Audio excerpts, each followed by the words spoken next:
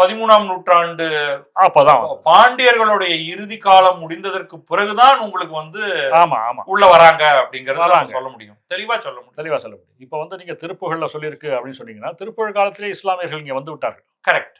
இன்னும் சொல்ல போனா குதிரை வீரன் என்பதற்கு ராவுத்தர் என்று ஒரு பெயர் இருக்கிறது அந்த திருப்புகழ் பாடுகின்ற காலத்தில். மயிலேறும் ராவுத்தனே என்று முருகப்பெருமானை சொல்கிறார். முருகப்பெருமானே ராவுத்தன் என்கிறார்.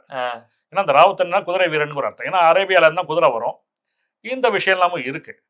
எதுக்கு சொல்ல வருகிறேன் என்றால், இதை தேவஸ்தானமே அழகாக செய்திருக்கலாம். அதுவும் முன்பே செய்திருக்கலாம். இப்போ இந்த ஆட்சி வந்த பிறகுதான் என்னுடைய அபிப்பிராயத்தில் இவர்கள் சிலர் புறப்பட்டார்கள், ஆடு வெட்டுவேன் என்று சொல்லியெல்லாம். அது ஒரு நிச்சயமாக போலீசார் தடுத்து விட்டு இதை அப்புறம் அது உத்தரவுலாம் ஆயிடுச்சு. இப்போ நீதிமன்றத்தில் அதெல்லாம் ஆடெல்லாம் வெட்டக்கூடாது அப்படின்னு. இது இந்த மாதிரி சூழ்நிலையில் ஒரு ராம ரவிக்குமார் போன்றவர்களோ வேறு பக்தர்களோ இந்து மக்கள் கட்சியை சேர்ந்தவர்களோ சோலைக்கண்ணன் அவரெல்லாம் போய் கேட்கும்போது பிரச்சனை பெரிதாக வளர விட்டு இல்லை இது செய்தால் பிரச்சனை வரும் என்று சொன்னால் வளர விட்டது யார்? நல்ல வாய்ப்பை தவற விட்டது யார்? ஏன் இந்துக்கள் நலனை, கோயில் நலனை காக்க தவறியது யார் என்றால் அது அறநிலைத்துறை.